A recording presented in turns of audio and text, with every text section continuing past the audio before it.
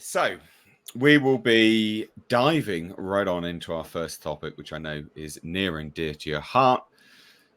Andor. Well, not. I mean, Andor's not near and dear to your heart, but Star Wars is. A lot of people really liked Andor. I think you enjoyed Andor a lot, didn't you? Yeah, I did like it. And a lot of our folks in our chat and stuff had a lot of positive things for me.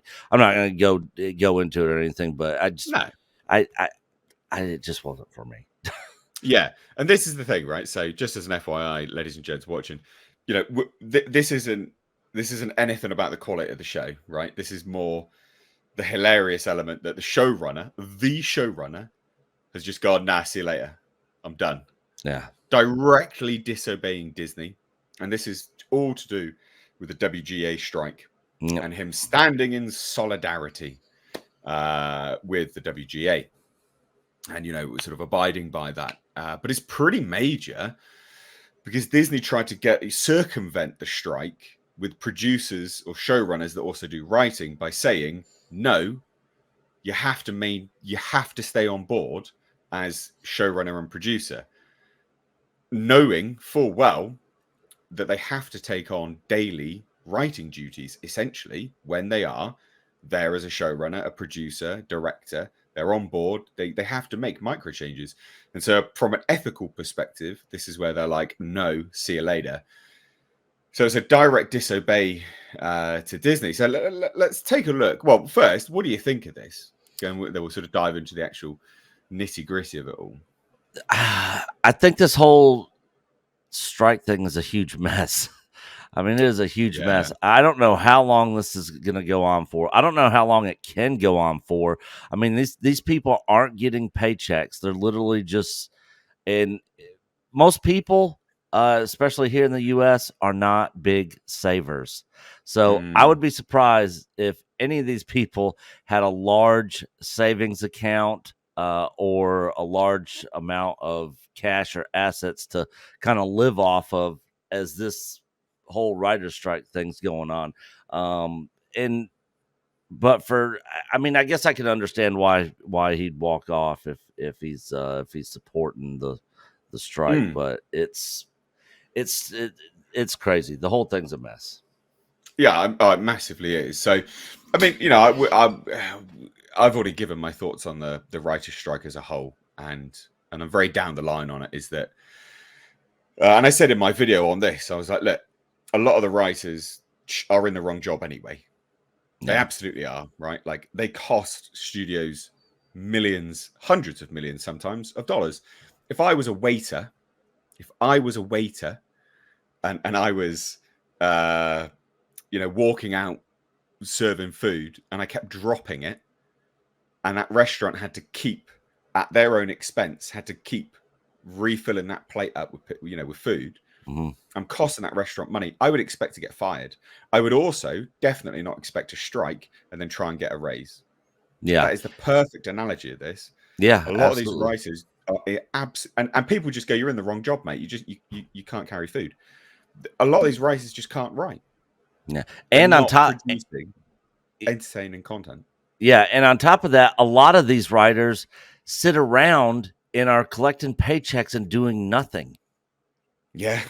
I mean, a lot of them are literally like just hanging out, just, you know, going into the office, and there's really nothing for them to do, and they're collecting paychecks for literally doing nothing. So that's a big issue also. And I think the studios and stuff address that in their claims of trying to work out a deal. Yeah. So this is an article with the Hollywood Reporter, and they had the exclusive on this. That's why we're using this. But here's the ins and outs, right? So Tony Gilroy has told the Hollywood Reporter that he's no longer performing any non-writing duties for Andor, the Disney Plus Star Wars show he created and runs. In a statement, Gilroy responded to criticism he received from a fellow Writers Guild member for performing such services during the WGA strike against the Alliance of Motion Pictures and Television Producers, which represents studios and streamers. So the critique of the Andor creator and executive producer came after it was reported on Friday that Gilroy whose scripts for season 2 of the Star Wars series were completed, was still contributing producing services, including casting and music-related duties. Gilroy says he was not present on the show's set and hasn't been since the strike began May 2nd. So, and here's a statement. I discontinued all writing and writing-related work on Andor prior to midnight May 1st. After being briefed on the Saturday showrunner meeting, I informed Chris Keyser at the WGA on Sunday morning that I would also be ceasing all non-writing producing functions, Gilroy said in a statement to the Hollywood Reporter. When reached by phone late Tuesday, Keyser, the co-chair of WGA's negotiating committee, confirmed his conversation with Gilroy. Lucasfilm, which produces Andor, declined to comment. Now, it doesn't really matter who called out Tony Gilroy. He's basically a nobody. Abdullah Saeed's got like one writing credit. That's not important. The interesting thing is, on Friday afternoon, the Hollywood Reporter reported that studios, including Disney, had sent letters to showrunners demanding that they continue their contractually obligated non-writing services amid the strike. The WGA called the studio's request union-busting tactics and said that such services as cutting for time, small changes to dialogue or narration made before or during production, and changes in technical or stage directions, none of which Gilroy was performing, he says, are duties guild members are prohibited from doing during the strike. So this is a direct. See you later, Disney. Bye-bye. Fuck off. Like, I'm done. Yeah. I mean, and I can understand the studios and Disney saying, hey, look, while this strike's going on, we have a contract with you. You need to stay obligated to that contract and come in and do the non-writing duties that we're paying you for and that you're contracted with us for, which makes sense, you know. So I mean, I guess Gilroy really stands with the WGA and the writers on their side of things, and basically just said, "F you, I'm out. I'm gonna go stand with the people, you know, the writers." And I'm sure that really pissed Disney off. Just mega. I mean, their showrunner for Andor season 2 is now gone. You know, I mean, there's no telling what I would love to be a fly in the room, you know, at Lucasfilm with these conversations going on with Kathleen Kennedy or Bob Iger when they're discussing this stuff, because I'm sure they are furious right now. Oh, can you believe? Can you just imagine? We've got Tom here as well. Tom, what do you think of this, mate? I'm not even 100% sure what you guys are talking about. I just rolled in. Sorry. We are talking about Tony Gilroy, the showrunner of Andor, walking off and not doing his contract basically for season 2. Wow, Kathleen Kennedy pissed off another one. She pissed off one of the replacements. Well, no, so it's all to do with the WGA strike. Yeah. Oh, well, in that case, then we're all better off. Andor's good. Give me that. I don't know. Was it though? Yeah, it was. It was very good. I didn't think so, Tom. Whatever. I don't know. I got 3 episodes in. But I do have hopes. I do have higher hopes for season 2. I think I could possibly like season 2 more than I enjoyed season 1.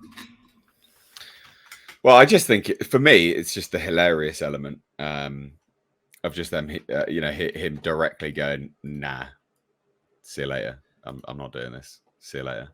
Yeah, because directly disobeying them. Yeah, because they basically, and I'm sure you heard this, Tom, where they sent all the showrunners letters saying, "Hey, we need you to come in and be on set to do your non-writing duties, you know, that you're contractually obligated to do for us." And so I guess he came in to do that stuff, and one of the writers, I guess, sent him a message or an email or something. And then after reading that, he was like, "All right, I'm out." And well, effectively, the people on strike. Well, effectively, yeah. I mean, effectively, that is literally what happened. Again, it's just, to me, hilarious. Absolutely hilarious. I love it. I love, I don't know. But this is definitely going to push the release of a lot of these shows, especially Andor season 2, back several months, I'm sure. Well, I wonder what a company like Disney will do now, given, they're sort of over-reliant, well, not over-reliance, but their main focus being that sort of Disney Plus stuff. Now they're not going to be able to do it. But it's not just that. I mean, you're talking about all the movies as well. Yeah. Yeah, bad times. Real bad times. Bad times.